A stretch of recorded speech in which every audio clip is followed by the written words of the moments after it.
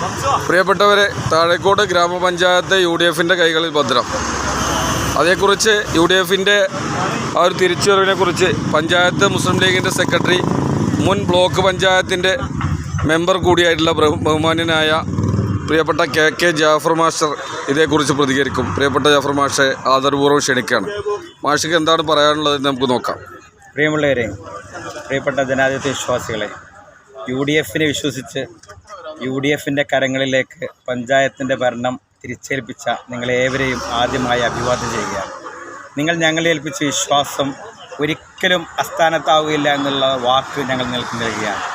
ഇപ്പോൾ നമ്മൾ കാണുന്ന ഈ പൊട്ടിപ്പൊളിഞ്ഞ റോഡുകളും തെരുവിളക്കളില്ലാത്ത പോസ്റ്റുകളുമൊക്കെ മാറ്റി ജനക്ഷേമകരമായ ഒട്ടനവധി പദ്ധതികൾ നടപ്പിലാക്കാനുള്ള മിഷനും UDFിൻ്റെ കൈകളിലുണ്ട്. നമ്മുടെ ഭരണഘടന, നമ്മുടെ തീരുമാനത്തിൽ ഉള്ള എല്ലാ പദ്ധതികളും ഓരോ ദിവസം തോറും നടപ്പിലാക്കി ജനങ്ങൾക്ക് ഉപകാരപ്രദമായ പദ്ധതി നടപ്പിലാക്കുമെന്ന് ഞങ്ങൾ നിങ്ങൾക്ക് വാക്ക് നൽകുകയാണ്. മാത്രമല്ല, ഇവിടെ ലാപ്സാക്കിയ കോടികൾ ജനക്ഷേമ പ്രവർത്തനങ്ങൾക്ക് വേണ്ടി ജനങ്ങൾക്ക് റോഡുകളും ജനങ്ങൾക്ക് ലൈറ്റുകളും ജനങ്ങൾക്ക് മുച്ചക്ര വാഹനങ്ങളും ഭിന്നശേഷി പദ്ധതികളും സ്ത്രീപക്ഷ പദ്ധതികളും കാർഷിക പദ്ധതികളും മറ്റ് ജനക്ഷേമ പദ്ധതികൾ നടപ്പിലാക്കേണ്ട ഒട്ടനവധി കോടി രൂപയുടെ ലാപ്സായിരിക്കുകയാണ്.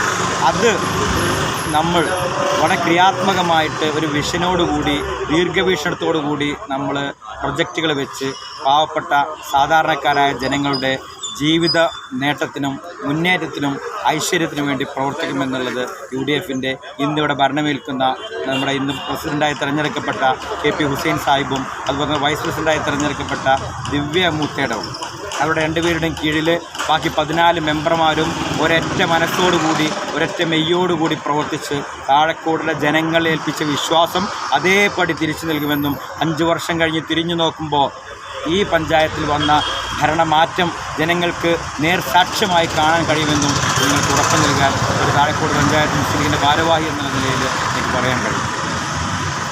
പ്രിയപ്പെട്ട ജാഫർ മാഷ് കൃത്യമായി തന്നെ പ്രതികരിച്ചു. എല്ലാവിധ അഭിനന്ദനങ്ങളും അർപ്പിക്കുകയാണ്.